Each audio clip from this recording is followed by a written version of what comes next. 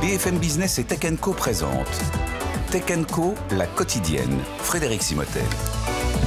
Bonsoir et bienvenue pour cette spéciale dernière à la Tech Co, dernière de la saison bien entendu, mais vous pourrez nous suivre tout au long de l'été, évidemment avec François Sorel, puisqu'on vous a préparé le best-of, le meilleur des émissions, le meilleur des débriefs, et vous allez voir, il y a encore beaucoup de choses, parce qu'on s'est dit beaucoup de choses tout au long de cette saison. Donc on sera très, très heureux de vous retrouver tout au long de l'été, et puis notre premier rendez-vous en direct, prochain rendez-vous en direct, ce sera le 25 août.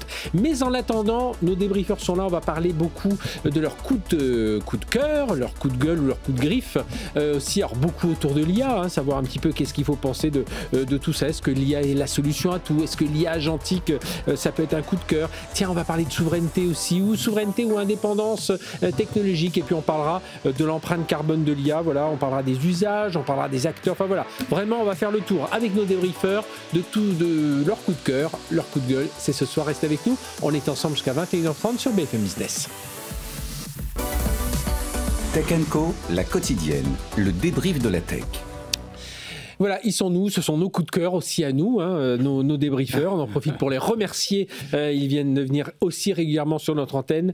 Christophe Holnet, Senior Advisor chez Seven2, ancien président de Microsoft France et Asie du Sud. Bonsoir Christophe. Bonsoir Frédéric. Merci d'être avec nous. Je sais que tu as préparé tous tes coups de gueule, tes coups de cœur, tout est prêt. À tes côtés, Tristan Nito. Bonsoir Tristan. Bonsoir.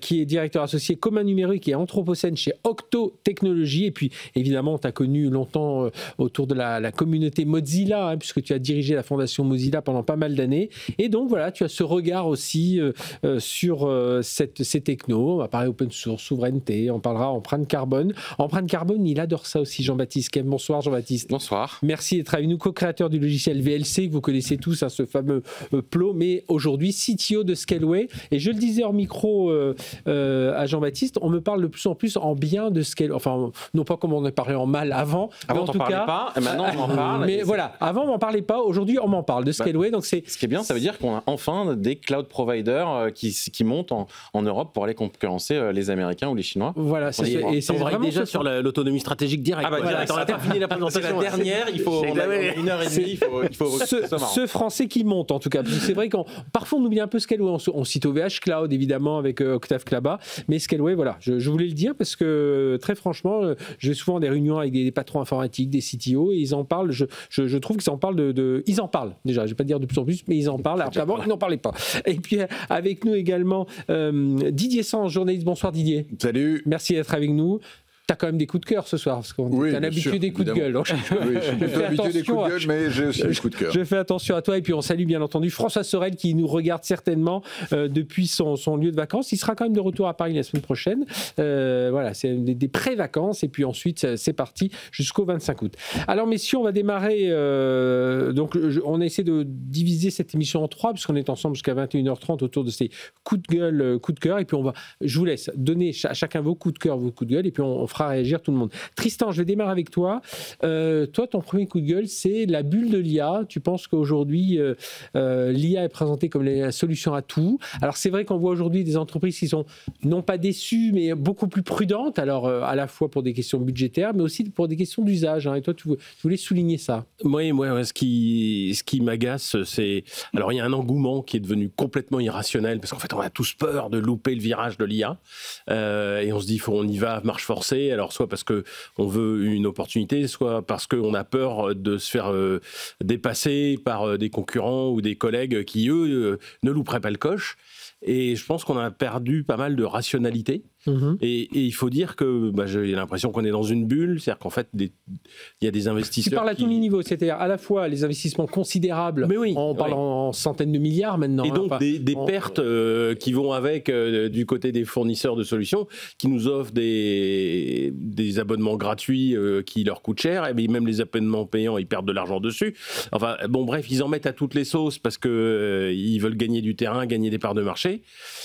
Et tout ça est irrationnel et ne peut pas durer indéfiniment. Et donc, je me demande quand ça va péter, hein, parce que ça fait quand même quelques années autour de cette table qu'on a vu l'Internet exploser, etc. Là, j'ai l'impression qu'on va refaire la même chose. J'ai du mal à ne pas me dire, mais en fait, ça va pas être très drôle le moment où ça va péter. Et c'est comme si personne ne voulait le dire que ça allait péter, en fait.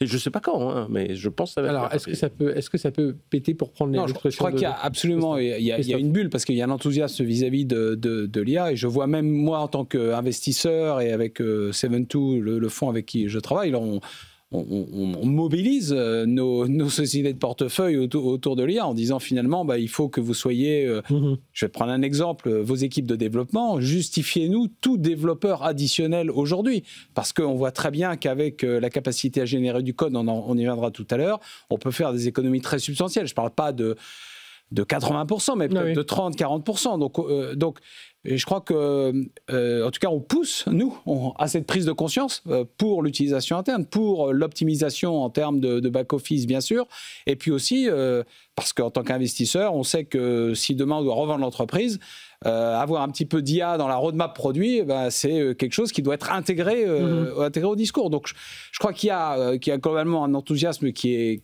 à mon avis, justifié. Il y a derrière toujours ces effets de bulle avec des valorisations stratosphériques, mais qui sont quand même le cas des grands acteurs américains aujourd'hui essentiellement, qui sont dans une dynamique classique de je me moque de perdre de l'argent, j'investis massivement, je gagne des parts de marché, mais c'est exactement, quand vous regardez comment Amazon s'est développé au début des années 2000, on se dit mais ils perdent de l'argent avec leur commerce électronique, ça ne marchera jamais, etc. Puis finalement, jusqu'à un moment donné, ils atteignent une telle part de marché qu'ils peuvent commencer à monétiser plus largement et gagner de l'argent. Didier?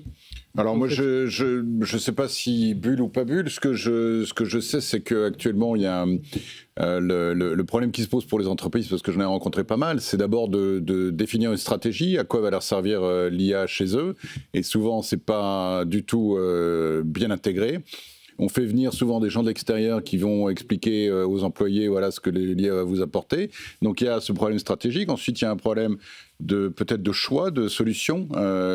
Moi, j'ai rencontré des chefs d'entreprise qui sont complètement largués. Ils ne savent pas s'ils doivent prendre ChatGPT, la version machin truc, la version bidule chose, etc., ou Claude bidule, ou Claude machin, etc.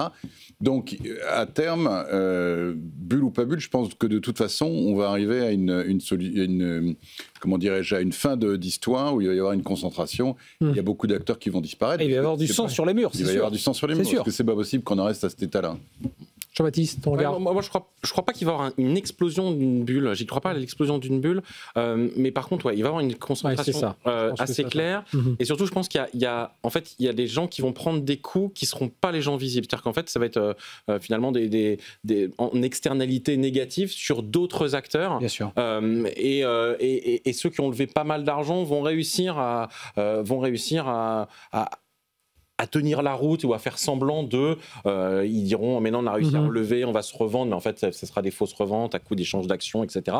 Donc je ne pense pas qu'il va y avoir une vraie explosion de bulles, en tout cas pour les gros acteurs. Par contre, il y a plein de petits acteurs de start-up qui sont arrivés sur un champ et on va juste rajouter de l'IA et en fait tu te rends compte que tout le monde a fait un peu d'IA, donc en fait finalement tout le monde a gagné ce que tu disais. Hein. Moi l'IA en général, je dis que c'est 20 à 30% de productivité en plus. Mais tout le monde le fait quand c'est 20 à 30%.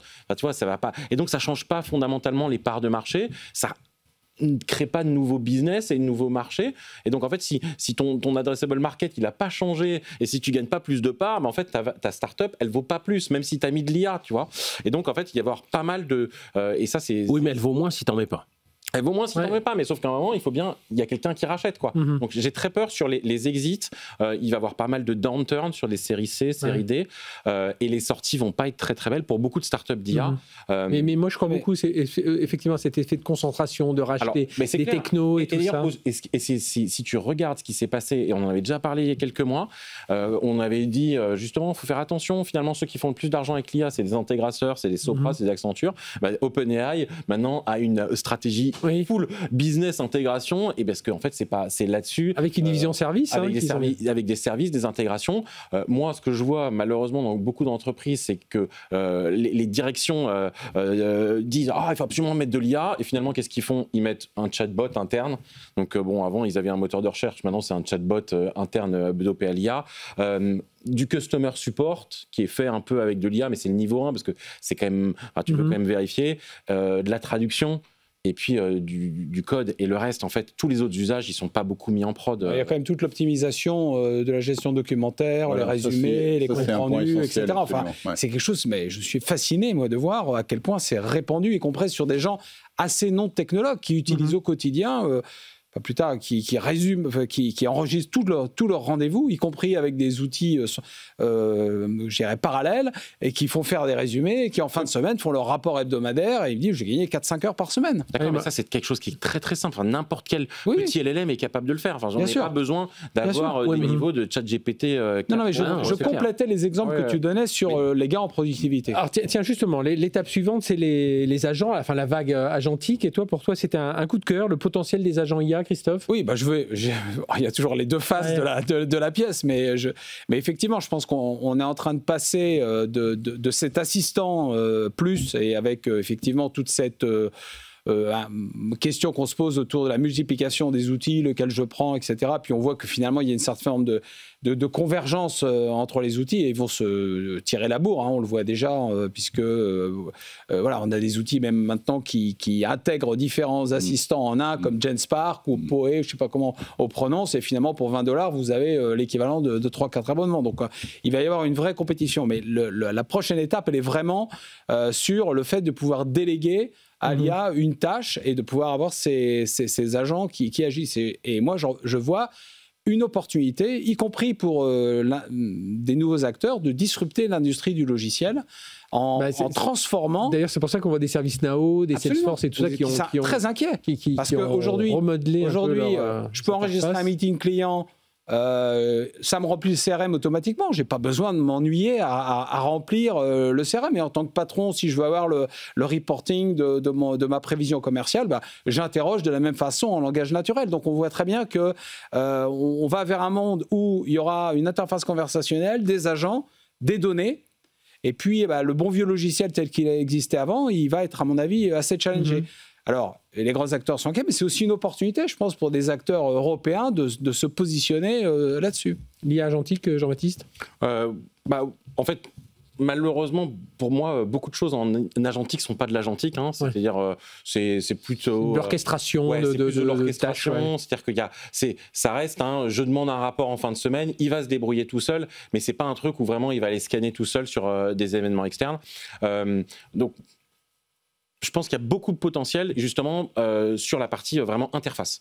Pour moi, le vrai changement, il est sur la partie interface, et que j'ai plus envie d'aller me loguer sur un certain nombre de SaaS. Je veux aller poser la question. Et donc, plus que l'agentique, c'est vraiment tout ce qui est le protocole MCP, qui fait qu'en fait, tu peux ton chatbot, ton LLM, ton IA va être capable d'aller discuter avec d'autres machines avec une API standardisée et donc va être capable de faire ses queries. Et donc ça, pour moi, c'est plus ça qui est intéressant que la partie vraiment agent en soi, parce que finalement, la partie vraiment purement agentique, c'est-à-dire des agents autonomes qui vont aller... tout seul crawler le web et décider de faire des actions totales sans décision humaine, c'est quand même assez rare encore pour le moment. Oui, sauf que c'est pas forcément vers l'extérieur qu'ils sont dirigés les agents. IA agentiques, souvent ils bossent à l'intérieur. Moi, j'avais vu une entreprise où ils étaient complètement perdus parce qu'ils avaient ce qu'on appelle des silos de données, où il y avait des tas d'informations qui étaient par département dans des bases de données qui étaient souvent incompatibles, avec pas les mêmes protocoles, qu'il fallait interroger avec tel logiciel, avec tel autre, etc. Il n'y a pas de passerelle, etc. Et ils ont déployé justement des technologies qui leur permettent d'aller remplir des espèces de macros, j'allais dire, oui, bah, un peu comme on disait. Voilà, mais à l'intérieur de l'entreprise. C'est-à-dire qu'ils n'ont pas besoin de sortir, ils ont accès à ces différents silos de données. Mais tu y accèdes en lui demandant quelque chose. C'est-à-dire que c'est pas un truc autonome, vraiment au sens agent, où c'est censé être un truc qui va décider tout seul de te dire « Ah bah tiens, j'ai remarqué que, sans que tu l'aies demandé, j'ai remarqué que tu devrais acheter ça, ou tu devrais t'occuper de ce client parce qu'on a noté que… » Si tu vas pas lui dire… pour le moment, c'est encore… Oui, mais c'est la deuxième étape, ça. Oui, mais d'accord. Mais l'étape… Ok. Alors, autre sujet, je me tourne vers toi, vers Didier, Christophe, puis je ferai réagir aussi Tristan et Jean-Baptiste. C'est ton coup de cœur, Didier, c'est Perplexity. Oui, alors, pourquoi Perplexity, c'est un peu le Google 3.0, c'est-à-dire on peut l'imaginer comme un moteur de recherche, on pose une question. C'est un moteur de réponse, j'appelle ça. C'est un moteur de réponse. Au lieu d'avoir une liste de sites dans lesquels il va falloir fouiller pendant des heures, il propose un très beau résumé avec tous les arguments qui peuvent répondre à la question et surtout les sources qu'il a consultées pour valider les réponses. Moi, ce qui m'impressionne, c'est quand il recherche, il affiche toutes ce qu'il est en train de faire, tout ce qu'il est en train de scanner. Oui, ça, c'est quand tu es en mode deep search. Alors, c'est bluffant. Moi, je l'utilise sur des thématiques qui sont parfois un peu complexes. Donc, je le mets en deep search, effectivement. Il va toujours scanner les bonnes sources. C'est impressionnant. On peut même le forcer à aller vers des sources particulières. Je sais pas quoi, la direction générale des finances ou quand on a des sujets un peu fiscaux, etc. Donc, ça va très rapidement en plus. Là, le résumé est proposé en secondes. Les résultats sont qualitatifs. Les sources sont toujours de qualité. Moi, c'est clair, j'ai remplacé Google par Perplexity. Mais en plus, on peut même établir un dialogue avec lui. Enfin, moi, oui, il fonctionne aussi comme un chat. Et ce qui est génial, c'est qu'il est complètement indépendant des LLM qu'il va utiliser. Il peut utiliser Claude, il peut utiliser ChatGPT, il peut utiliser Gemini. C'est complètement transparent, on le voit pas. C'est lui qui se débrouille dans son coin. Le seul souci, c'est de savoir comment ça va évoluer, parce que pour l'instant, c'est nickel. On sait ils cherchent des solutions pour trouver un modèle économique viable. À un moment, il était question de mettre de la publicité dans les résultats. Après, il a été question… Enfin, ils ont maintenant une formule à 200 € par mois, qui est la formule pro de très haut de gamme. Donc, je pense que la prochaine étape, c'est soit ils trouvent un modèle économique qui leur permet d'être viable, soit ils se font racheter. Et là, il y a beaucoup de monde. On sait qu'il y a Apple qui la regarde de près. À commencer par Apple et Samsung. C'est aussi ton coup de cœur. Oui, enfin moi je l'utilise aussi. J'ai remplacé Google par Perplexity pour les mêmes raisons, c'est-à-dire le fait d'avoir les sources, notamment, et c'est aussi… Puis même, il pose une petite liste de questions supplémentaires. Sa capacité aussi à décomposer un problème en 2-3 questions, et on le voit faire le raisonnement. Et moi, je suis vraiment bluffé par les réponses. Et puis, le fait que, c'est vraiment un outil qui, pour moi, a complètement remplacé le Google. Il faut bien le prompter aussi. Il ne faut pas se contenter de dire, de faire juste une petite phrase comme ça. Oui, ou un mot, comme on le faisait avec Google. Mais c'est vrai qu'on se dit, pour Alphabet, pour Google, c'est un vrai challenge, parce que finalement, c'est un modèle qui pèse, je sais combien de dizaines, voire centaines en tout cas des montants astronomiques de revenus sur la recherche qui sont potentiellement en danger. Alors, vas-y. Non, ce qui est étonnant parfois avec Perplexity, ça m'est arrivé plusieurs fois, où tu commences juste à taper un mot, puis sans faire attention, tu fais entrer, tu vois, pourquoi, tu veux commencer ton prompt, puis tu fais pas attention, tu fais pourquoi, tu tapes entrer, ça lance la recherche, et en fait, il te fait tout un truc. Il réagit. En général, il dit apparemment, vous n'avez pas fini votre phrase. Ouais, moi parfois, il le fait pas. Okay. Il m'a fait encore tout à l'heure. Tu as le autocomplete, tu as l'abonnement super premium. Pourquoi quoi? Mais moi, j'ai l'abonnement à $20, et je veux dire que c'est assez bluffant, et c'est vrai qu'il utilise les différents modèles. Donc la question, effectivement, c'est la question de… Oui, rappelle, Perplexity va chercher un peu sur tous les modèles, un peu Et comment ils vont arriver à monétiser? Est-ce que des abonnements à $200 en mode B2C, je ne pense pas qu'ils vont arriver à avoir en tout cas le volume nécessaire, donc ils seront probablement à un moment donné rachetés, parce que de toute façon Google ne va pas rester sans rien faire. Gemini est quand même très puissant. Pour eux, c'est plus la problématique de l'acteur qui a un business existant, parce qu'il pourrait le faire, mais c'est comment je migre. C'est le dilemme de l'innovateur. Tristan, toi, sur ce Perplexity, tu utilises aussi? Non, très peu. J'ai essayé, j'essaye des trucs.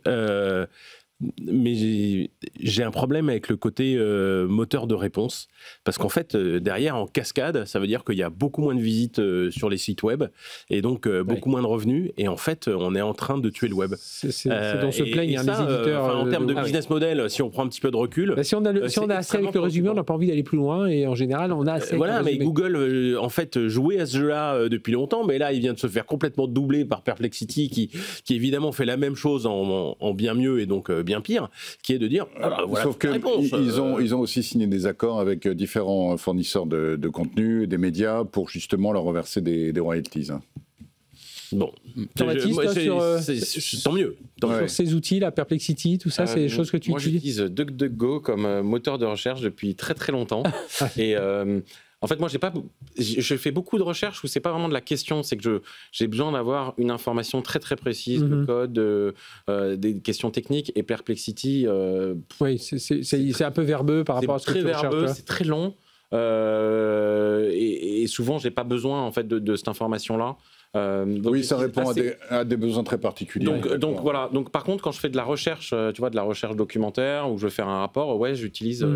Mais donc finalement, j'ai essayé de l'avoir par défaut, et finalement, j'ai pas ce besoin. C'est pas mal justement qu'on voit cette hétérogénéité de besoins parmi vous.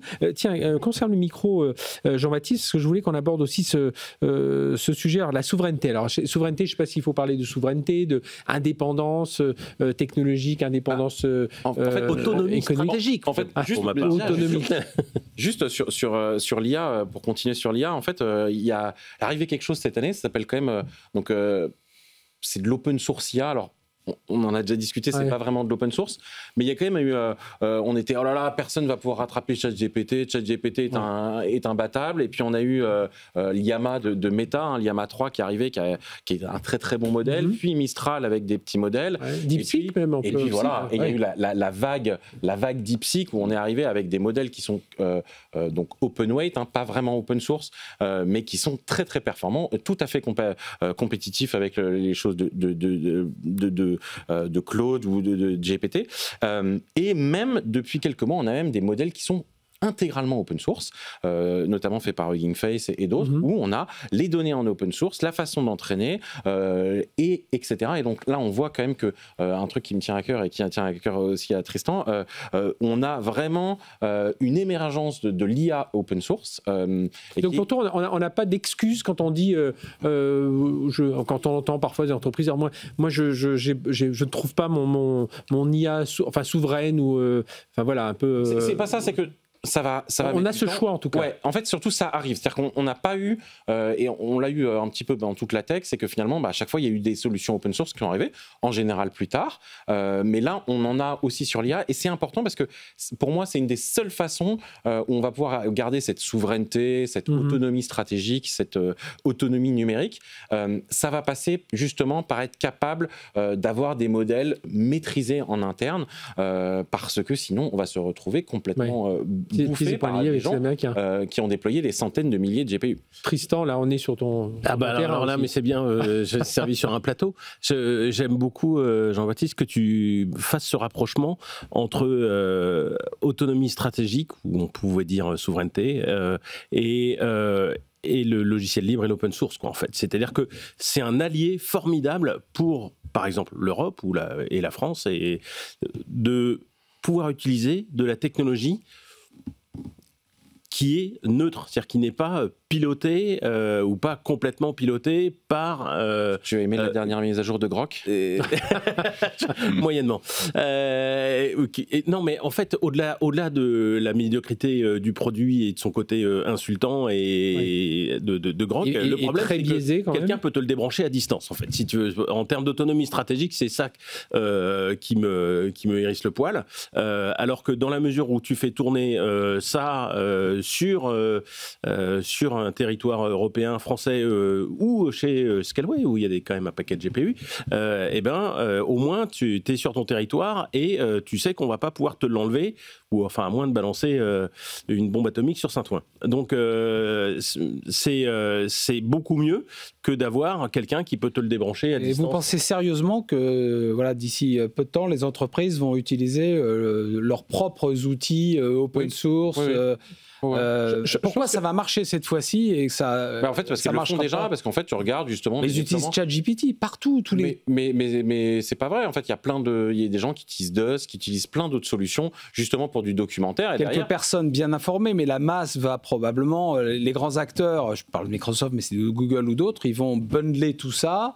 et ils vont pousser dans une stratégie de bundling l'utilisation de ces outils-là intégrés avec les outils de productivité, non ils vont le faire évidemment, mais par exemple, quand on regarde les coûts, par exemple, par exemple pour Microsoft qui fait quand même un copilot à 27 € par mois par utilisateur. Qui est très décevant d'ailleurs, j'aurais dû le mettre dans les coups de griffe. Qui en plus, si je peux me permettre, vraiment pas bon. Mais moi je suis. 20 ans que j'ai quitté Microsoft. Qui est vraiment pas bon. Mais en fait, moi j'ai vu pas mal de. La dernière fois, je discutais avec des gens de LVMH, ils sont capables de déployer un truc avec des modèles basés notamment de Mistral, qui sont des modèles open weight, parce qu'en fait, finalement, le client, et ça, c'est justement c'est que ton Perplexity, tu t'en fiches de quel modèle il utilise derrière.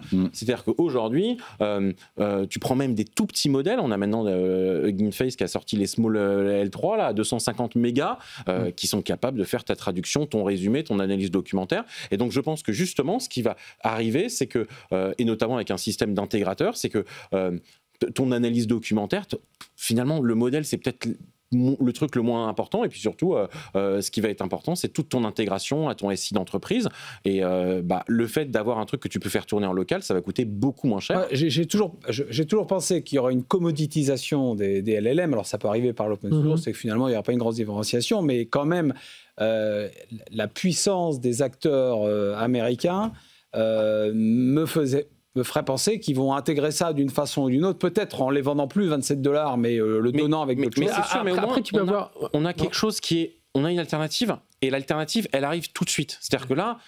et puis mais il faut des gens pour le mettre en œuvre, il faut des solutions autour, c'est pas, tu vois, je veux dire... Oui, mais sauf qu'aujourd'hui, tu regardes, même sur Azure, tu regarderas, il y a plein de modèles open source, qui sont parmi les plus utilisés. DeepSeek et Llama 3. Azure, c'est un des plus utilisés. Exactement. DeepSeek et Llama 3 sont quand même... Alors, il y a un peu le problème de Llama 4 fait par Meta, qui est finalement assez décevant, mais comme quoi on peut aussi se planter quand on est des grosses sociétés américaines, mais qui sont capables d'être utilisés, et qui sont utilisés parce que la vraie valeur de l'IA, c'est ce qu'il y a autour. C'est ton Perplexity, c'est ton analyse documentaire, c'est ta traduction, et finalement, c'est pas trop le LLM, mais au moins, tu es sûr que ton LLM peut être, comme a dit Tristan, peut être neutre, et tu peux le choisir. Et ça, c'est important, c'est que même et on peut pas te l'enlever. Et on peut pas te l'enlever. Et là, tu le vois, même, tu vois, sur un V0, en vibe coding, on te permet de le choisir et de modifier ça. Messieurs, je vous propose de marquer une courte pause. On a encore une bonne heure à passer ensemble. Il y a beaucoup de choses. On va redémarrer tout de suite avec les coûts environnementaux de cette révolution IA. On parlera, Didier, un coup de cœur aussi, c'est qu'on maintenant, ce smartphone-là, on a tous nos papiers dessus, on a même la carte grise. Et ça, tu trouves que... On l'a attendu, mais enfin c'est là, donc disons-le, utilisez-le, vous allez voir, c'est quand même assez pratique. On reviendra aussi sur Vivatech, qui a été un beau succès cette année, enfin un beau succès selon ce qu'on va y chercher. L'IA dans les smartphones, est-ce que c'est une bonne ou une mauvaise idée? Tiens, il y en a qui veut crier sur Spotify. Pourtant moi j'aime bien Spotify, mais on va en parler. Allez, on marque une courte pause, on se retrouve avec nos débriefers, c'est tout de suite, c'est la dernière de l'année, les coups de cœur et les coups de gueule de nos débriefers sur BFM Business, à retrouver bien entendu si vous avez manqué le début en podcast et sur le site et en replay bien entendu sur le site bfmbusiness.fr. Tech & Co, la quotidienne sur BFM Business. Tech & Co, la quotidienne, le débrief de la tech. Allez, débrief de la tech, les coups de cœur, les coups de gueule de nos débriefeurs ce soir à l'occasion de cette dernière émission avant de la saison, bien entendu. Vous nous retrouvez tout l'été, les best-of, les meilleurs moments de l'émission. Avec Christophe Holnet, Senior Advisor chez Seven2, Didier Sange, journaliste, Jean-Baptiste Kempf, co-créateur du logiciel VLC, CTO de Scaleway, et Tristan Nitto, directeur associé commun numérique et Anthropocène chez Octo Technologies. Tristan, on commence par toi. Ton coup de gueule, c'est... un peu ce flou sur l'empreinte carbone, parce que tout le monde, c'est vrai, quand on entend dans des conférences, bon, il y a cette IA responsable. Oui, non. On le dit. Tu dis coup de flou, moi je dirais floutage de gueule, parce que en fait, on est en train de déployer à très très grande échelle de l'IA, parce que on l'a vu en première partie, tout le monde en met partout, et il faut bien que derrière ça tourne sur des machines. Et dès qu'on essaye de demander combien ça consomme d'électricité, combien ça émet de gaz à effet de serre, combien ça consomme d'eau, sur quelle puce ça tourne et quelle est l'empreinte environnementale de la fabrication de tout ce matériel, eh ben, on a un petit air de pipeau quand même. Hein. C'est-à-dire qu'il nous donne des informations extrêmement disparates, absolument pas comparables d'un fournisseur à l'autre. On sait juste que les chiffres sont énorme parce qu'il y a quand même des études scientifiques, il y a les équipes de GainFace avec Sacha Lucioni qui fait un travail formidable de mesurer des choses sur des calculateurs Steve Janzet et de faire tourner des modèles qu'ils ont, et ils mettent des wattmètres et ils regardent ce qu'ils font, mais on ne sait pas ce qui se passe chez OpenAI, chez Anthropic ou chez Microsoft, mais on sait que ça consomme et on sait rien. Et en fait, on est en train d'avancer, alors qu'il y a un problème majeur, c'est que aujourd'hui, objectivement, il faudrait réduire notre empreinte sur la planète. Je sais qu'on n'est pas tellement dans le mood ce soir, mais c'est absolument essentiel. Il y a 9 limites planétaires, on en a déjà dépassé 6. L'enjeu, c'est la survie de l'humain sur la planète, et nous, on est en train de faire un concours à celui qui scie la branche sur laquelle l'humanité est assise. Alors, je vais faire le petit tour, puis on terminera avec Jean-Baptiste, qui, en tant que chez Scaleway, il voit un peu ce qui se passe aussi derrière les machines. Christophe. Non, je partage le constat, moi, qui est que on a quand même globalement, on sent quand même un désengagement sur ces sujets environnementaux. Et finalement, c'est signalé, mais c'est pas. Ouais, non, mais on voit bien, on sent que on est concerné, mais pas impliqué. Mais c'est aussi lié à la nouvelle dynamique globale planétaire, avec finalement la fin du multilatéralisme, la fin d'une acceptation de règles communes qu'on peut se mettre, avec finalement une apologie de la loi du plus fort. Et donc, comme tous ces outils-là sont aussi des instruments de domination économique, voire de domination, y compris potentiellement militaire. Et donc, je dirais, on a complètement enlevé tous les garde-fous et on avance tant en termes de technologie, on y reviendra peut-être avec les dangers inhérents à l'IA, mais aussi sur ce qui est les data centers qui consomment de façon massive. Je suis entièrement d'accord avec cette analyse-là. Effectivement, il y a un nouveau paradigme qui est arrivé, c'est chacun pour soi. Et le plus on utilise de ressources, le mieux c'est pour l'économie du pays, voire nos amis outre-Atlantique. Mais je pense que moi, je sais que j'ai posé la question, puisque c'est une discussion que j'ai souvent avec mes enfants, est-ce que ça consomme beaucoup ou pas quand on fait une requête? Est-ce qu'il vaut mieux que j'interroge Google plutôt que Perplexity, etc. Ouais. J'ai posé la question à ChatGPT, à Perplexity. Je suis allé regarder sur le site d'IBM qui a une page entière sur le sujet. C'est incompréhensible. Les données sont totalement incohérentes. Il y en a un qui dit finalement une requête, c'est moins qu'une lampe LED. Il y en a un autre qui dit oui, c'est une ampoule qui s'allume pendant 8 heures. C'est une ampoule qui s'allume pendant une journée et que un gros data center, ça consomme autant qu'une ville moyenne de 10 000 habitants, etc. Enfin bref, on arrive à un niveau où on n'est pas du tout informé suffisamment sur le sujet, et je pense que c'est effectivement très grave. Mais je veux pas non plus. Après, il y a une facture on va en parler pour. Mais je veux pas non plus tomber dans le pessimisme total. C'est-à-dire qu'on a vu des technologies qui étaient aussi très consommatrices dans l'histoire de l'humanité et qui petit à petit sont arrivées à limiter. Et d'ailleurs, ils l'ont dit, plusieurs concepteurs de LLM ont dit on a réussi à rendre un peu plus frugal. Et on va peut-être penser que dans un futur proche, on va réduire la consommation et les ressources nécessaires. Jean-Baptiste. C'est une question très compliquée. C'est pas l'intérêt. C'est une question très compliquée. Je vais essayer d'en parler un petit peu sans raconter trop d'âneries.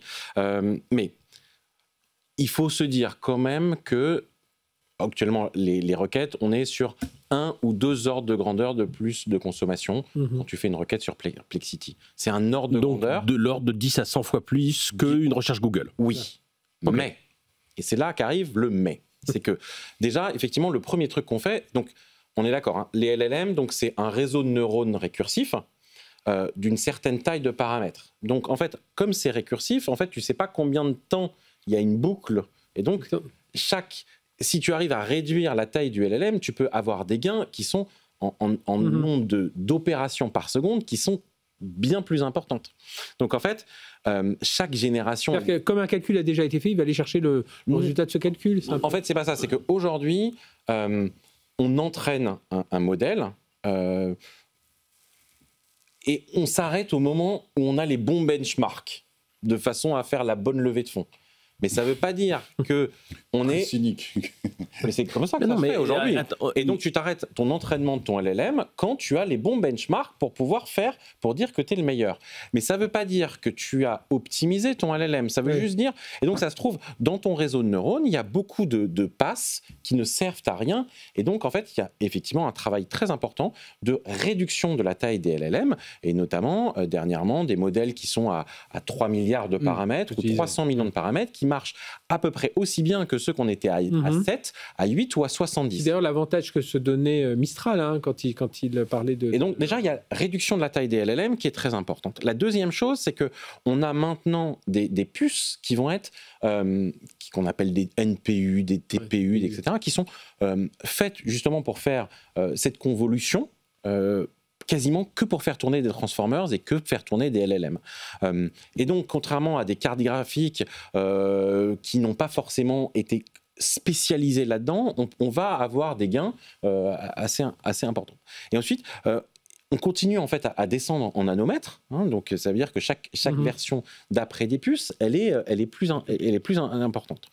Et enfin, il y a un écosystème, d'ailleurs très souvent open source, d'ailleurs il y a plusieurs startups en France qui font ça, où on optimise un peu ce qu'on appelle la stack d'inférence, donc celle qui fait tourner les LLM quand tu les utilises, pas pour l'entraînement, et tu vas vite avoir 20, 30, 40% de gains sur le même matériel, parce qu'aujourd'hui, tout le monde va à la course aux meilleurs résultats, mais parce que c'est ça qui va te faire lever les fonds, et pas au gain, alors que quand tu te mets à optimiser, tu peux arriver à mieux. Donc en fait, tu vas vite te rendre compte... On est au harpon plutôt qu'au filet, quoi, un peu. Ça. Que par exemple, et d'ailleurs, c'est ce qu'on a vu, c'est qu'on a eu parfois des endroits où le coût au token, puisque finalement le coût est finalement une approximation assez vague, mais du coup en CO2. Puisqu'en fait, ce qui te coûte, c'est du temps de CPU.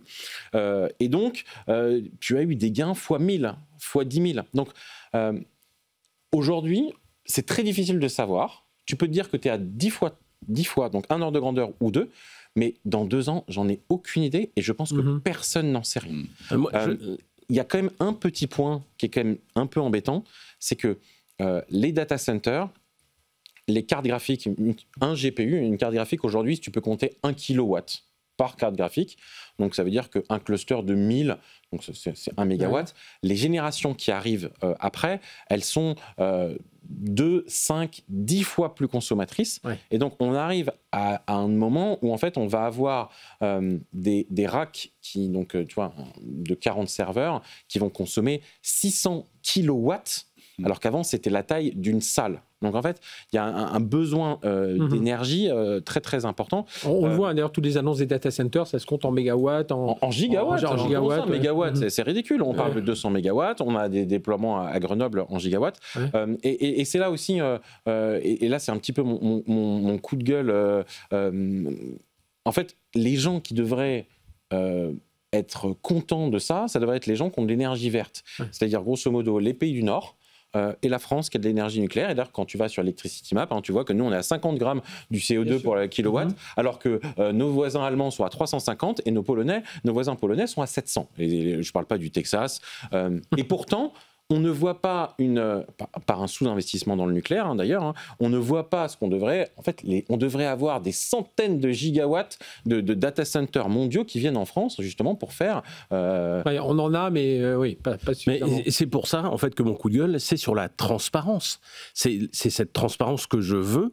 Déjà, qu'on puisse mesurer si on fait des progrès, et puis qu'on voit quelle est l'empreinte réelle de la chose. Et si on avait ces informations, le consommateur pourrait dire je choisis plutôt des modèles qui tournent sur des data centers avec une énergie mais verte. Ça, justement, les modèles open source ou open weight que tu peux faire tourner chez toi, tu peux mesurer en tant qu'entreprise, tu peux mesurer et tu peux être étudié. Alors qu'évidemment, les modèles, que ce soit les modèles Claude ou les modèles de Perplexity ou de GPT, tu as une absolue non-transparence. Est-ce que c'est pas la facture pour l'entreprise finalement qui va faire la différence à un moment Mais oui, mais tu sais pas combien tu payes puisque en gros c'est gratuit ou bien c'est subventionné par l'actionnaire. Donc non mais la réalité c'est qu'aujourd'hui, je sais pas, Nvidia vient de franchir le 4000 milliards de dollars de valorisation. Donc quand je t'écoute, il faudrait vendre tout de suite. Mais je crois pas trop. Je crois que c'est aussi, dans la logique américaine, c'est aussi leur intérêt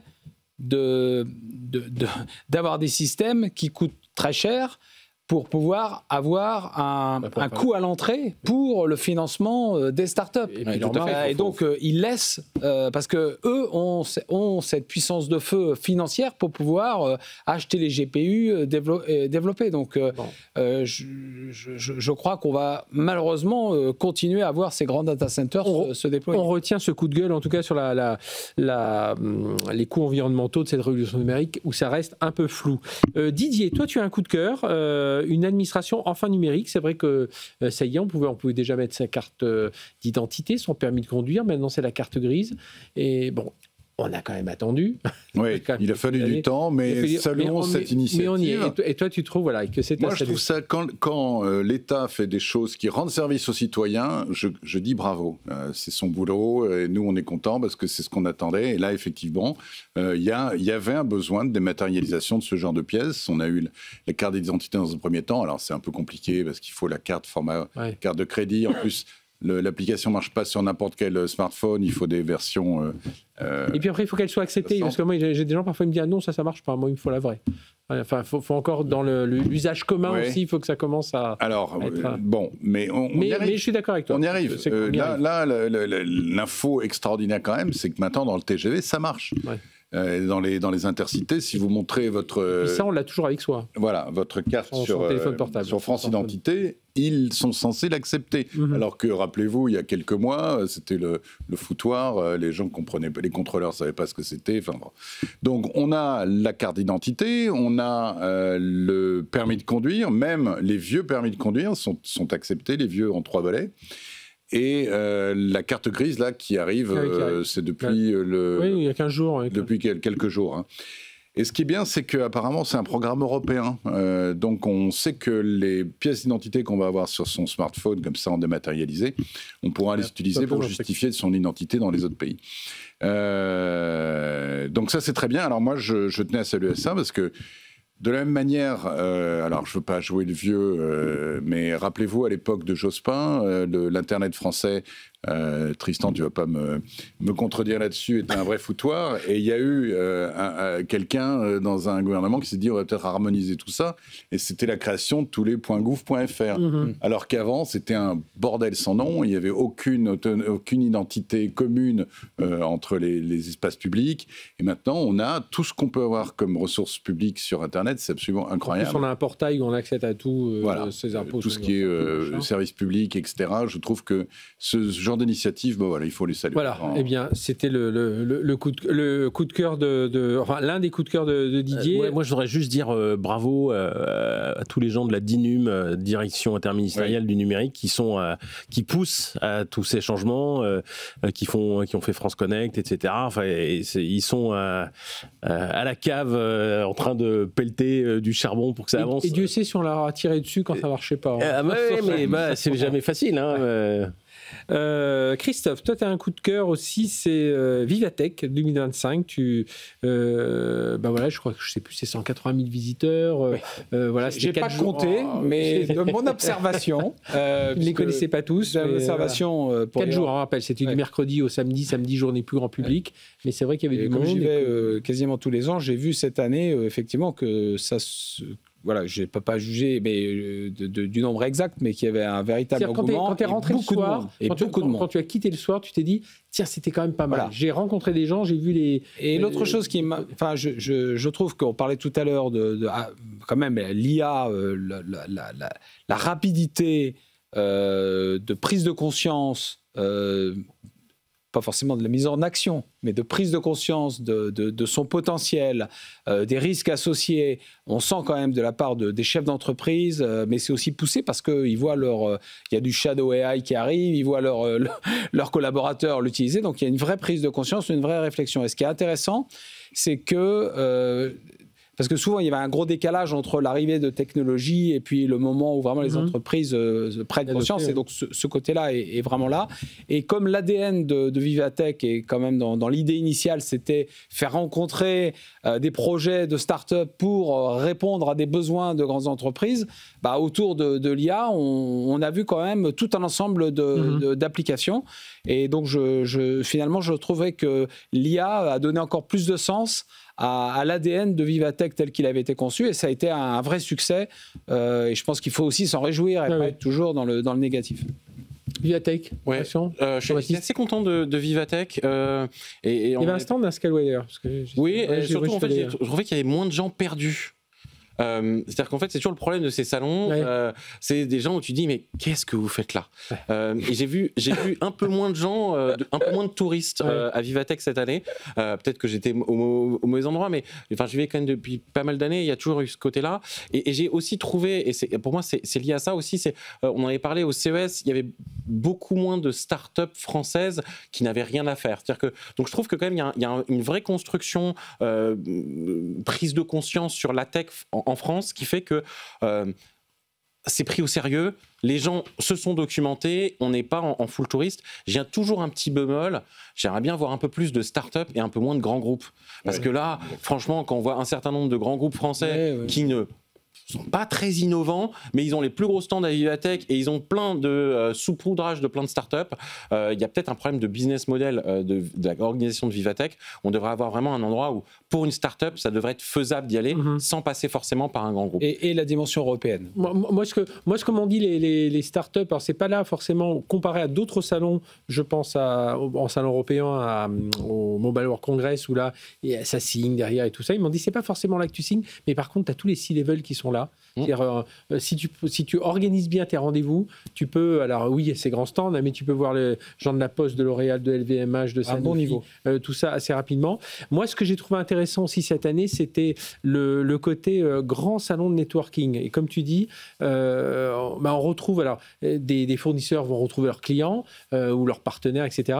Mais même nous, en tant que journalistes, tu rencontres des gens que tu voyais moins, qui te disent, tiens, tu devrais aller là-bas, il y a ça qui est intéressant. Et finalement, ça grenouille pas mal. Et j'ai trouvé ça pas mal. Et je suis d'accord avec toi, l'histoire, c'est bien vu ça de dire que oui, il y a moins de gens perdus. Après, moi, par contre, contrairement à toi, j'ai trouvé intéressant d'avoir. Avant, on avait le totem, L'Oréal, puis derrière une flopée de start-up. Et aujourd'hui, ils ont un peu mieux structuré ça. Ils ont un peu mieux structuré ça autour de leur métier. C'est un peu moins disparate. Alors, peut-être qu'effectivement, les startups apparaissent moins. Alors c'est vrai que, par exemple, L'Oréal et LVMH, c'était le contre-exemple. C'était vraiment très bien. Ouais. C'était près de notre stand. Non, mais en fait, tu sentais que le stand avait été beaucoup plus réfléchi. Ils avaient effectivement les startups qui présentaient. C'était des choses qui étaient logiques. Et c'était des gens qui travaillaient déjà avec eux depuis très longtemps. Et donc, c'était pas juste... Et parfois même, le nom de la startup disparaissait. Moi, j'ai vu ça à un moment. Ils ont dit, mais je sais plus son nom. Oui, c'était la solution. Et donc j'ai trouvé ça très très bien. Effectivement, donc là c'est effectivement LVMH et L'Oréal, c'était très bien ce qu'ils ont fait. Je parle certains autres groupes qui ont tendance à juste, dire on est là, on est innovant, et en fait c'est des startups qu'ils connaissent même pas. Ouais. Didier. Oui, alors moi j'y suis pas allé cette année, mais les années précédentes j'étais aussi un peu déçu, mais exactement pour la même raison, c'est-à-dire. La première chose qu'on voit, ce sont des grands groupes qui sont effectivement pas toujours très innovants, des grandes entreprises publiques ou des grandes entreprises bancaires, ou enfin bref, peu importe. Et effectivement, du coup, on se met à chercher. Alors, c'est là que je suis dans la première partie de ton discours. On est un peu perdu. On se met à chercher les petites startups innovantes, etc. On les retrouve souvent perdues au détour d'une allée. Donc voilà, toutes ces dernières années, j'étais un petit peu déçu. En plus, je trouve que c'est un hall de gare, ce truc-là. On crève de chaud, on a mal aux oreilles. On a mal aux oreilles. On crève un peu moins de chaud que la toute première année, ça allait. Mais il y a autre chose aussi, parce que je vois que ça, grâce à Léa Benaïm, on voit tous les images qui tournent, et la partie conférence aussi est assez intéressante. Il y a eu quand même des bons. Ça, c'est parce que moi j'ai été conférencier que tu dis ça. Ça non, et puis ils ont quand même réussi. Alors ça a été accolé à Vivatech, mais c'était l'intelligence du truc, c'est d'avoir la GTC conférence de Nvidia avec Jensen Huang. Je le rappelle, et d'ailleurs vous l'avez en best-of ou en replay, François Sorel qui a interviewé Jensen Huang, interview exclusive mondiale de Jensen Huang, et c'est vrai que c'était intelligent d'avoir ça et d'avoir quand même Jensen Huang qu'on retrouve sur scène à un moment avec Arthur Mensch, avec Emmanuel Macron. Alors c'est vrai que quand on parle souveraineté avec les trois, on se sourit un peu, mais enfin bon, c'était là, ça faisait le game. Alors les coups de gueule, on a eu Vivatech. Tristan, toi, coup de cœur, l'IA dans les smartphones. Tu disais, est-ce que c'est une fausse bonne idée? Alors c'est quoi, c'est un coup de gueule ou c'est un coup de griffe? Je sais pas vraiment. En fait, moi, pour l'instant, il y a, disclaimer, j'ai un iPhone et il est vieux, il a 4 ans et en fait, j'ai pas l'impression de louper quoi que ce soit. Je suis pas en train de me dire, oh mon Dieu, j'aurais dû acheter un iPhone 16 parce qu'il y a tellement de trucs incroyables avec l'IA. Bah non.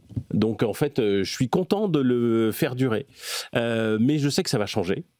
Comme le disait Jean-Baptiste tout à l'heure, moi j'ai de l'espoir pour avoir des petits language models qui tournent en local avec des processeurs. Pour la traduction. Voilà, des bons processeurs qui sont faits pour. Et franchement, chez Apple, ils savent faire ça. Et ça va donner des modèles qui tournent localement, qui sont économes. Avec l'inconvénient, c'est qu'il faut remplacer tous les smartphones et que les fabricants de smartphones vont se jeter sur le truc en disant ouais, il faut absolument acheter le nouveau modèle et on va repartir pour un renouvellement fréquent des smartphones avant que ça ne se tasse. C'est ça que j'aimais bien, c'est que ça s'était tassé et qu'on ne se sentait plus obligé d'acheter un smartphone tous les 18 mois parce que je pense toujours à la planète et que je vois les dégâts que ça fait. D'un côté, j'ai peur que ça recommence avec l'IA et de l'autre côté, je me dis au moins on aura un outil économe, efficace, dans la poche, sans besoin de se connecter au cloud, avec des données en local et que ça, pour moi, ça commence à être une IA qui est plus au service de l'individu et qui peut mieux travailler en sécurité sur des données personnelles. Donc c'est un peu mitigé. Tu me pardonneras d'être à la fois dans le coup de griffe et dans le coup de cœur. Je suis ambivalent sur le sujet. Alors l'IA dans les smartphones.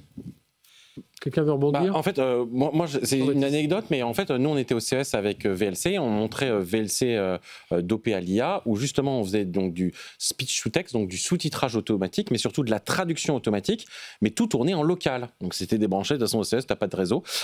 Et c'était justement pour montrer qu'on peut faire tourner de l'IA sur un Mac Mini M2 qu'on avait, et qu'on est capable, et justement, d'amener de l'IA en local qui tourne avec des modèles complètement ouverts, avec un framework open source, et on a été c'était une démo faite par un stagiaire très brillant, mais on a eu un retour absolument incroyable. C'est-à-dire qu'on n'a jamais eu autant de gens qui nous ont dit « Ah, enfin de l'IA qui sert dans la vie quotidienne ». Et j'étais mais non, l'IA, t'en as tout le temps. Mais en fait, les gens ne le voient pas. Et là, et te disaient, OK, moi, je vois là tout de suite le gain, alors que c'est peut-être une des utilisations les plus nulles et les plus simples de l'IA. Et donc, ça, c'est assez intéressant, justement, d'avoir cette IA qui va tourner sur ton smartphone et donc qui va être sur ton device, sur ton ordi, sans avoir besoin d'aller servir une grosse société. Alors, c'est pas très bien pour le business de Scaleway, ça c'est sûr, mais en tout cas, je pense que c'est pour moi plutôt une bonne évolution qu'on va avoir avec l'IA. Didier, coup de gueule, Spotify. Ouais, y a beaucoup de choses à dire. Alors, si tu permets, je reprends mes notes parce que c'est. Il dit la descente aux enfers, des tarifs élevés, mauvaise relation avec les artistes. Quoi. Ça a commencé, on en a beaucoup parlé la semaine dernière. Vous avez vu, on en a parlé ici avec François Sorel, c'est The Velvet Sundown, groupe incroyable, ils ont sorti un album. Ils ont fait comme musique. Non, j'ai écouté. C'est un mélange entre Pink Floyd et Led Zeppelin. Il faut que j'écoute. Ouais. Ah oui.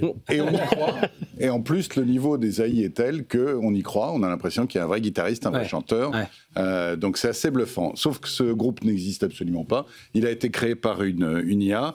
Et qui plus est, on en est à son 3e album en 2 mois. Les mecs assez prolifiques quand même. Et alors Spotify, il dit mais attendez, nous jamais, on ne publie, on ne diffuse aucune œuvre créée par l'IA, etc. Alors les gens, les experts ont dit attendez, vous n'allez pas nous faire croire. Et au bout d'un moment, ils se rétractent et ils disent oui, mais bon, on va y réfléchir. Et il n'y a toujours pas la mention fabriquée par l'IA. Fabriquée par l'IA, alors que ça allait sur Deezer, par exemple, quand il y a des pistes. Et Deezer, d'ailleurs, le dit. Ils veulent enlever. Militants là-dessus. Alors, du coup, les gens se disent mais attendez. Je vous coupe juste un instant, juste pour ceux qui ne connaissent pas. On va vous mettre quelques minutes de...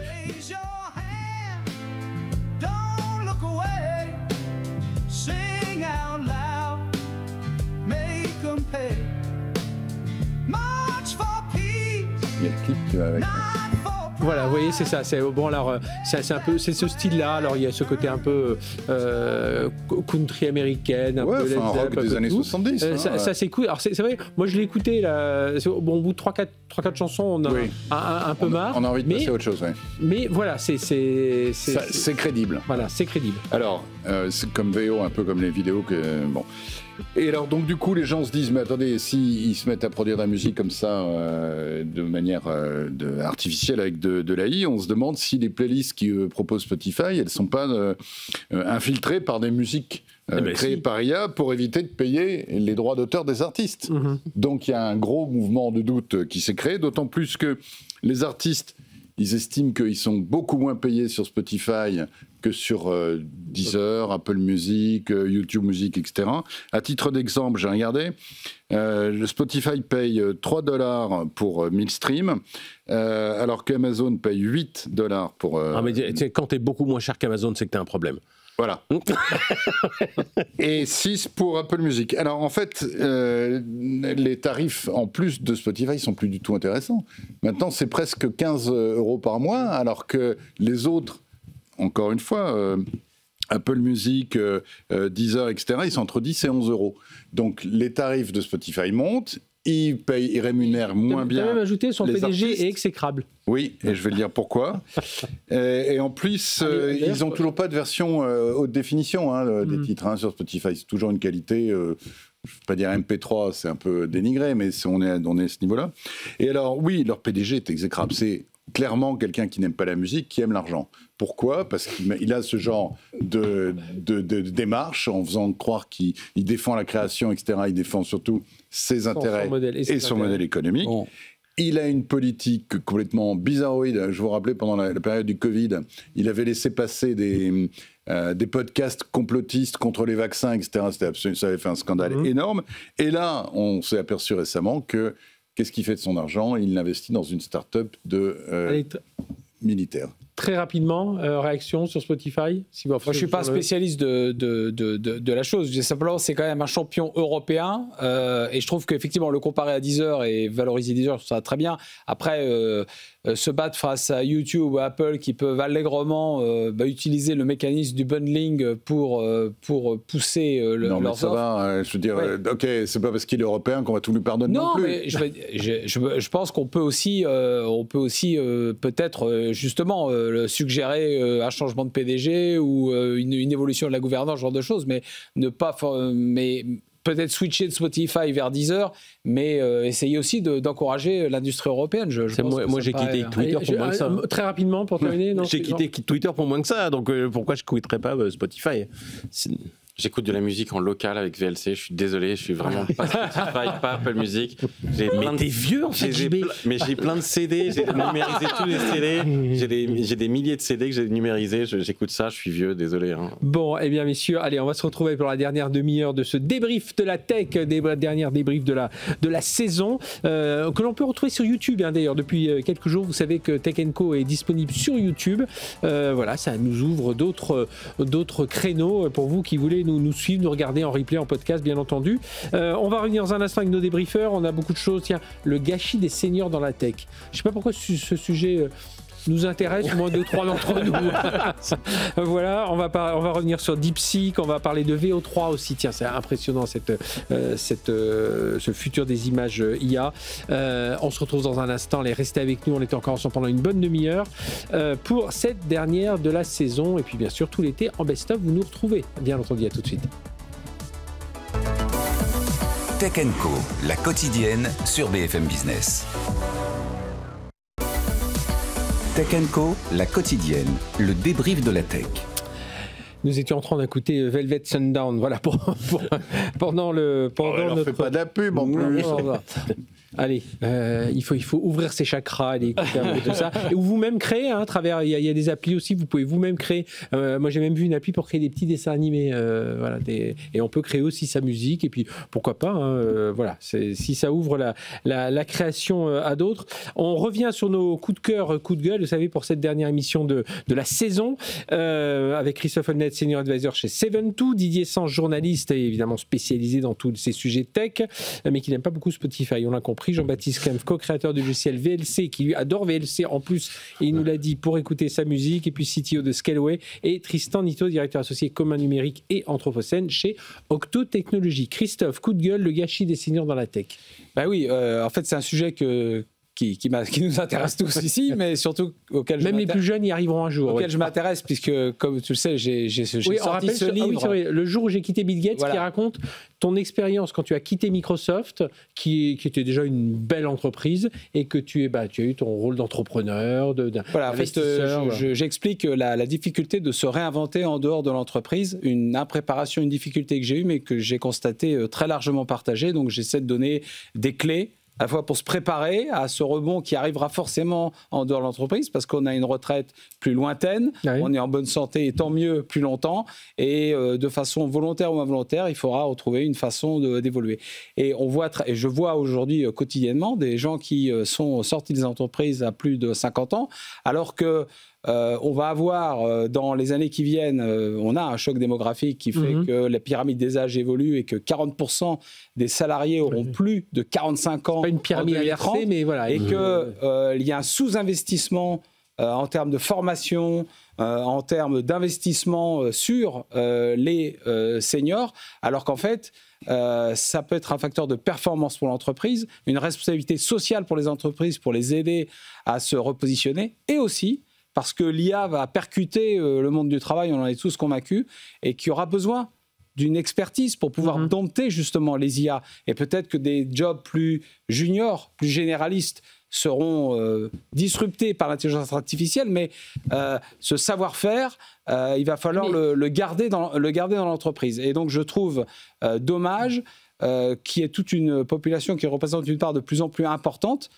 sur lequel on n'investit pas assez et qui pourrait être un facteur de performance important, y compris avec l'arrivée de l'IA. Oui, non, mais je suis tout à fait d'accord. C'est vrai que souvent, on a l'impression quand on bosse dans des entreprises, quand on a un peu d'expérience, on voit arriver des tas de jeunes qui n'ont pas évidemment ni la même expérience, ni la même relation historique au domaine dans lequel ils travaillent. Mais qui ont l'impression d'aller plus vite. Qui ont l'impression d'aller plus vite et qui n'ont pas forcément le recul, l'esprit critique. Et vis-à-vis de l'IA notamment. Vous voyez, alors c'est un peu dommage, et c'est vrai que les vieux, les seniors, ils peuvent apporter ça, c'est-à-dire le côté pondéré, le côté on a déjà vu ça ailleurs, il vaut mieux faire comme ci, comme ça, etc. Donc il y a effectivement peut-être une manière de repenser l'emploi des seniors qui échappe pour l'instant à beaucoup d'entrepreneurs. Baptiste. En fait, je pense que malheureusement... senior. Quand on est senior à 45 ans, je crois. Ouais, bon, donc déjà, moi, je ne suis pas encore senior, ça va, j'ai 42, mais en fait, il y a un truc déjà sur la partie développement informatique, c'est que là, avec l'IA, le vibe coding, qui était plutôt au moins un de mes coups de cœur de l'année, Tiens, dis-nous, juste dis-nous le vibe coding, tonton. Par exemple, il y a un truc que je vous conseille à tous d'essayer, aller sur V0, fait par Vercel, et c'est une sorte de chatbot, et tu lui dis, fais-moi un site qui... Et là, en fait, il est capable de te programmer tout un site. En HTML, en JavaScript, en React, en Hugo, en statique, etc. Et puis, tu vas lui dire, ah non, ce bouton, je veux pas ça, et tu lui parles, tu peux même sélectionner en disant ça, je veux plutôt en rouge, etc. Et il te fait l'intégralité de ton site, alors qu'avant, tu passais, t'avais un designer, tu passais par une agence, etc. Ça te coûtait 15 000 balles. Là, en une demi-journée, tu as un site d'une qualité professionnelle.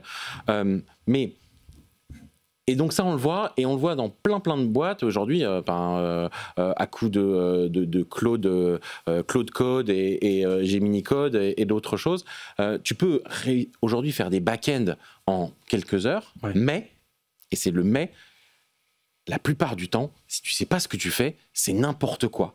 Et donc, en fait, les gens qui vont vraiment s'en sortir, et c'est un métier qui était un peu désuet, qui était ce qu'on appelait un peu vulgairement des architectes informatiques, ou un peu des gens qui sont vraiment du genre du produit, c'est que si tu sais ce que tu fais, ce que tu veux, ça te fait gagner un temps incroyable, mais quand tu laisses pas mal de ces tools malheureusement à des gens un peu plus juniors, moi je suis allé réparer des catastrophes industrielles. Donc je pense que là il y a une vraie chance, notamment sur mais qui a un problème. Dans le coding, c'est que coding, l'architecture. Ouais, c'est qu'en fait, c'est des outils qui vont être géniaux pour des gens qui ont 10-15 ans d'expérience en code et qui sont un peu plus seniors, un peu plus architectes, et voire des gens qui sont bien plus seniors, qui n'ont pas eu forcément le temps d'apprendre tous les frameworks. Et d'ailleurs, beaucoup de gens, en fait, tu vois, des jeunes, ils connaissent le dernier framework à la mode. Maintenant, n'importe quel bon développeur qui a 20 ans d'expérience, et même s'il ne connaît pas le framework, l'IA va l'aider là-dessus. Mais malgré tout, il faut la construire, cette expérience. Et donc, le problème, c'est que comment tu te débrouilles pour dire à des jeunes qui seront bientôt plus tard les seniors de demain, comment tu leur dis, oui, mais attends, tu peux pas tout faire en IA, parce qu'il faut que tu comprennes et il faut que tu fasses les erreurs. Donc il y a un problème de pyramide d'âge, de compétences que je vois plus que chez les seniors. Tristan. Ouais, alors chez Octo, on a une bonne partie de l'activité qui est une ESN, donc une entreprise de services numériques. On a des développeurs. Ça a été racheté par Accenture, ouais. Voilà, il y a quelques années. Mais qui a sa vie quand même indépendante. Oui, on est indépendant, mais on dépend d'Accenture. Et donc en fait, chez Octo, on fait beaucoup d'IA, et évidemment, on sait que notre métier est en train d'évoluer à cause ou grâce à l'IA. Et donc, c'est une boîte plutôt d'intello, enfin des gens qui ont du recul par rapport au métier. Et on s'est demandé, mais alors en fait, c'est quoi les conditions de succès pour que vraiment ça marche bien et les conditions où ça marche moins bien. Et c'est très compliqué, le travail n'est pas terminé, mais ce qu'on arrive en fait aujourd'hui à déterminer, c'est que c'est à peu près ce que vient de dire Jean-Baptiste, c'est qu'en fait, si vous prenez un senior qui sait ce qu'il fait, et qui a déjà du bagage, qui a déjà fait des erreurs, et qui donc a appris de ses erreurs, et qui vous lui mettez à faire du développement assisté d'une IA, et bien en fait, les résultats sont meilleurs que sans l'IA, de façon assez significative. Alors c'est pas à 300%, mais c'est quand même mieux, plus de productivité, etc. Vous prenez un junior, et ben c'est l'inverse. C'est-à-dire qu'en fait, si vous prenez un junior et que vous le faites progresser pour qu'il devienne senior à l'ancienne, donc il apprend, il prend des claques, il redémarre, il refait, etc. Et ben en fait, s'il utilise l'IA dès le début, il est moins bon. Et d'ailleurs, Dario Amodei, le patron d'Anthropic, disait dans une interview il y a quelque temps qu'il y aurait, d'après lui, je cite, un bain de sang dans les fonctions juniors des entreprises, parce qu'en fait, si on ne sait pas ce qu'on fait et qu'on essaye de le faire avec de l'IA, eh ben, on fait beaucoup moins bien qu'un senior qui sait ce qu'il veut faire et qui va faire encore mieux grâce à l'IA. Donc en fait, c'était intéressant de voir que ce qu'on a appris chez Octo était reflété par les dires de Dario Amodei et ce que Jean-Baptiste vient de dire. Pour moi, c'est assez évident. Mais ça pose un problème en termes de pyramide des âges. C'est qu'effectivement, si les seniors, on a tendance à les pousser vers la sortie trop tôt, et en plus, on va pas former des juniors, parce qu'en fait, on va faire des mauvais produits avec des gens pas formés. Et la gestion des connaissances, l'IA c'est bien, mais voilà. Exactement. En fait, ça dépend. En fait, ça dépend si tu es capable facilement d'évaluer un travail. C'est-à-dire qu'une IA générative sur une photo, tout le monde est capable d'évaluer une photo. Est-ce que ça correspond bien? De la musique, bon, à part quand tu es musicien, mais tu vois, tu as fait des trucs avec Suno et t'es content et tu as ta musique d'ascenseur, etc. Tout va bien. Lire du code informatique, c'est très difficile. Oui. C'est très difficile. Et donc, par exemple, question de sécurité informatique, et comme en fait l'IA te donne cette instant gratification, en fait, tu vas dire, tu lui dis fais-moi ça, il te fait ça, ça a l'air de fonctionner. Très bien. Moi, très souvent, le premier geste, je lui dis attends, t'as rien compris, recommence, fais attention à ça, et quand tu codes comme ça, en fait, souvent tu lui dis de refaire. Tu reviens très souvent en arrière, et surtout qu'en ce moment, dans beaucoup de phases de migration vers le cloud et tout ça, on migre des applications vers le cloud, et là parfois on a l'impression qu'on appuie sur le bouton et puis ça. Et en fait, le truc c'est qu'il faut avoir ce recul qui est très difficile parce que il est très facile d'écrire du code informatique. pas très très facile, mais globalement c'est assez facile, il est très difficile de relire. C'est-à-dire que c'est 10 fois plus dur de lire du code que de l'écrire. Et c'est d'ailleurs forcément gratifiant. Et c'est pour ça, et c'est chiant. C'est chiant. Et en plus, t'arrives et tu lis toujours le code du mec d'avant et il fait, oh, de toute façon, t'es bien plus intelligent que le mec d'avant, et en fait, t'es pas plus intelligent que le mec d'avant. Et la raison, c'est qu'en fait, c'est beaucoup plus difficile de lire du code informatique que de l'écrire, parce que toi, t'as tout ton fil de pensée que t'as suivi pendant plusieurs heures, alors que quand tu lis, bah, tu sais pas forcément quel était le besoin. Et c'est d'ailleurs ce qu'on voit dans énormément de migrations informatiques où, on va tout refaire. Évidemment, t'arrives très très vite, t'as un prototype, et puis en fait, tous les gens qui sont passés avant toi, les hommes et femmes qui sont passés à coder avant toi, en fait, ils avaient un besoin business très précis que tu as oublié. Et en fait, ben, tu vois, c'est les 20% de Pareto qui te prennent ton 80%. Je te dis, moi, j'entends beaucoup ça sur les migrations d'applications migrées vers le cloud. On se dit, tiens, on appuie sur un bouton, c'est reparti. Christophe, coup de cœur, DeepSeek R1 qui a bousculé les gens de l'IA. C'est vrai, on en a rapidement parlé tout à l'heure. On l'a déjà évoqué. Je pense que ça a été un moment qui était quand même important, où on pensait que en février, où finalement il a effacé une dévalorisation, tout le monde, ça a un peu fait trembler la planète, mais ça a surtout fait prendre conscience sur le fait que il y a des alternatives étaient possibles, l'open source en l'occurrence, et donc je pense qu'on l'a déjà évoqué de ce point de vue-là. Moi, ce que ça me, parce que hier soir on a fait aussi une petite demi-heure sur les coups de cœur, coups de gueule. Moi, c'était enfin, je sais pas s'il faut appeler ça coup de cœur, mais c'est la formidable résilience des Chinois. Moi, je trouve que les Chinois, ils sont quand même incroyables. Oui. On leur ferme la voie au processeur, on leur ferme plein de trucs, et finalement, ils te sortent un DeepSeek. Innovation sous contrainte. Enfin, c'est assez incroyable. Enfin, je sais pas si tu vois les voitures. Déjà beaucoup parlé, tu vois les voitures autour de ça. Donc oui, donc ce coup de cœur des DeepSeek. On suit les coups de cœur, Didier, et on arrive à VO3. Alors, ça serait peut-être pas mal de mettre quelques images, mais c'est sans doute Donc VO3, on le rappelle, c'est le moteur de création d'images de Google. Voilà, c'est sans doute incroyable. Le système de création de vidéos le plus bluffant aujourd'hui, puisque tout est fait par intelligence artificielle. On ne sait pas trop comment il a été entraîné, mais je pense qu'il y a une un énorme échantillon d'images animées derrière.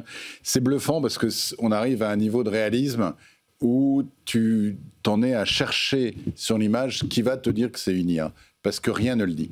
On arrive avec des détails. Avant, on pouvait voir les images créées. Il fallait compter les doigts. Oui, il fallait compter les doigts. Les mouvements n'étaient pas naturels. Les peaux étaient lisses, l'éclairage bidon, etc.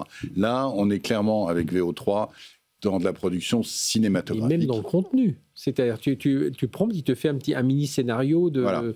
Donc il y a tout. Il fait en fonction du prompt. Alors moi j'ai vu les prompts parce que j'ai un copain qui s'est mis sur le truc. Ils sont assez compliqués. On peut faire des prompts très simples en disant une personne dans la cuisine en train de préparer à manger, etc. Mais il y a beaucoup plus en utilisant une syntaxe un peu particulière, en disant l'éclairage est comme ça, c'est là où il y a la partie création. Voilà. J'y arrive dans un deuxième temps. Donc, premier temps, ça marche, c'est bluffant, ça va cartonner pour les pubs, les films institutionnels, tous les besoins de création vidéo qui ne sont pas forcément artistiques. Dans le domaine de la cinématographie, je ne pense pas que n'importe qui puisse s'improviser réalisateur. Ça peut servir à la limite à des débutants qui vont essayer de créer quelque chose, mais de la même manière qu'à l'époque de la PAO dans les années 90, tout le monde s'improvisait, metteur en page, vous vous rappelez les trucs. J'ai commis de ces horreurs, moi, si tu savais. Avec les typos dans tous les sens, les couleurs roses, les machins, les trucs, etc. Donc c'est pareil. On ne s'improvise pas cinéaste, on ne s'improvise pas photographe non plus, avec Midjourney, etc. On l'a vu. Hein. Donc il faut vraiment je pense, un véritable talent artistique pour pouvoir en tirer quelque chose. Deuxièmement, qu'est-ce que ça veut dire ? Ça veut dire que ça va ouvrir le champ libre à tout un tas de fakes encore plus réalistes qu'avant. Et là, ça va nous poser de vrais problèmes. Donc Google a dit qu'ils allaient mettre des filigranes numériques dessus qui seront pratiquement invisibles, sauf pour les machins, etc. Mais au niveau 1 de la gestion d'information, notamment pour les journalistes, ça va être très difficile. Pour les pauvres gens qui se font déjà avoir par les images d'anniversaire du papy tout vieux, etc. Oui, ou alors tout simplement d'un Emmanuel Macron qui va raconter, je ne sais pas, que voilà, ou même de, je ne sais pas, Brad Pitt qui vient te parler et te dire « tu es l'amour de ma vie, regarde, c'est moi », etc. Donc il y a ce problème-là. Et enfin, problème annexe, c'est évidemment les ressources et le coût. On va revenir sur les coûts environnementaux. On rebondit là-dessus, parce que là, pour le coup, on n'est plus sur une requête Perplexity, on est sur de la vidéo qui va tourner sur d'énormes serveurs. Et là, il faudra à un moment trouver une solution pour que ce soit économiquement et écologiquement plus intéressant.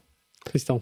Je reboucle sur mon coup de gueule de tout à l'heure. Quand est-ce qu'ils nous disent combien ça consomme, combien ça produit de gaz à effet de serre et l'empreinte des processeurs qui sont derrière, parce que on voit une partie des images là derrière. Oui. Donc, moi, la première fois que j'ai vu un extrait, vous savez, le prompt, c'était un journaliste qui réalise un reportage dans un salon auto. Incroyable. Et qui interviewe. Incroyable. Vraiment, le prompt que j'ai vu, c'était qui interviewe différents types de profils, une famille. Est-ce que j'achète une voiture électrique ou pas, qui est anti-électrique et tout ça, et il fait le reportage, mais on a l'impression que c'est du vrai, quoi. Et même les gens racontent en famille, nous, puis on pense à la planète pour nos enfants. Le routard qui dit, le routard qui dit oui. Enfin, même dans le contenu, quoi, dans ce que les gens racontent, quoi. C'était impressionnant. Oui, parce qu'en fait, ça s'appuie aussi sur toute la capacité de génération de contenu tout à fait crédible qui existe déjà. Dans les interfaces conversationnelles. Donc moi, je pense que ça pose la question... Alors, c'est Google, donc il y a YouTube derrière, donc il y a aussi des heures et des heures de vidéos. Donc qu'est-ce qui est vrai, qu'est-ce qui n'est pas vrai. Et ce qui est aussi nouveau, c'est le son qui est synchronisé, bien synchronisé. Et en fait, là, pour le coup, c'est vraiment...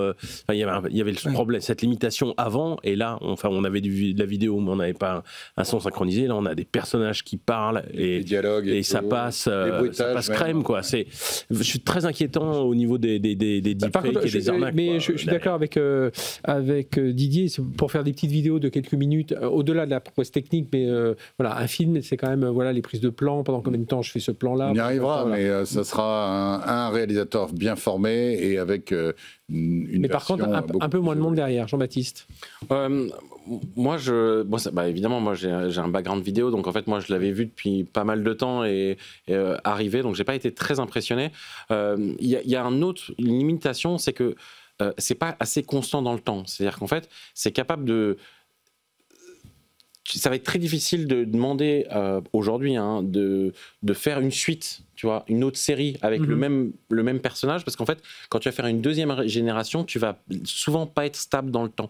Alors que justement, dans Stable Diffusion et tout ce qui est StableNet, tu as cette capacité où tu lui redonnes une photo et il refabrique, il refait du light painting dessus. Donc c'est quand même... Il y a quand même une limite. Et puis surtout, il y a vraiment ce problème de grain que tu as été habitué à voir, et donc pour moi, il y a un côté assez lisse, c'est un peu comme la musique là, tout à l'heure. Elle est beaucoup moins que celle qu'on a vue récemment sur d'autres plateformes. Moi, je ne sais pas si vous avez vu la pub qui a été générée pour une boisson avec un flic qui arrête un jeune homme en voiture, mais le grain de la peau, les poils qui bougent, etc. On a l'impression d'un film des frères Cohen, quoi. C'est impressionnant. Bon, en tout cas, voilà, c'était l'un de tes coups de cœur de cette saison. Christophe, coup de cœur, l'IA, une chance pour repenser le travail. Voilà, c'était... Oui, en fait, parce que ça reboucle un peu avec cette réflexion sur finalement comment l'IA va transformer le monde du travail. Et moi, je me dis, soit finalement... soit les entreprises vont l'utiliser pour automatiser encore plus de choses, où on va arriver à retrouver un équilibre entre cette automatisation, cette augmentation, mais utiliser l'IA aussi pour peut-être réhumaniser un petit peu les choses, se dire que on va être capable d'avoir plus d'efficacité globale, tâches un peu rébaratives, et de redonner plus de temps qualitatif, de réallouer plus de ressources chez les clients, plus de ressources sur le terrain, et que ça peut être une occasion pour nous aussi de découpler la croissance économique de la croissance démographique, ce qui est une chance pour nous. Donc je pense qu'il y a une prise de conscience sur ce que l'IA peut faire, mais je pense qu'il nous manque encore une étape qui est de se dire comment l'IA va pouvoir être utilisé pour répondre à un certain nombre des défis qu'on a. On parlait tout à l'heure des seniors, mais on peut parler voilà, tout simplement du fait qu'on a moins de personnes disponibles dans l'entreprise et qu'il va falloir faire avec et peut-être générer plus de valeur économique sans avoir besoin d'avoir des vraies personnes pour la générer. Et donc je trouve que cette réflexion-là, il faut la pousser plus loin. Chance pour repenser le travail. Quelqu'un veut rebondir? Non. Ouais, moi, après, je me pose la question. Surtout que l'IA va pouvoir nous aider à remplir un certain nombre de documents bureaucratiques français. C'est déjà le cas. Moi, je dois avouer que remplir un CERFA grâce à l'IA, c'est quand même bien pratique. Donc c'est pas juste dans le travail, mais il y a quand même beaucoup de tâches administratives dans le travail liées à l'État ou pas. Et ça l'IA, ça aide déjà pas mal. Ouais, moi je trouve que toutes les questions juridiques, fiscales et tout ça, il y a une réponse. Alors qu'avant tu étais en train de chercher. Là tu lui poses la question naturellement. Est-ce que ce truc-là, je dois le déclarer de quelque sorte et tout ça. Oui, non, mais c'est assez incroyable. Ça te donne les réponses. Ça te renvoie Sont-elles justes? Pardon. Ça te renvoie vers les liens. Pour Perplexity, ça te renvoie vers les liens et tout ça. Alors tu vas quand même vérifier quand c'est des trucs un peu pointus, mais voilà, parfois sur des remboursements de sécurité sociale, tu veux comprendre. Enfin, je sais pas, il y a plein de choses, c'est assez à savoir. Il va falloir que j'essaye ça. Oui, par rapport à ce que disait Christophe, moi, la question de alors on génère plus de richesses avec moins de personnes, mais donc j'ai une question, comment est-ce qu'on redistribue les richesses?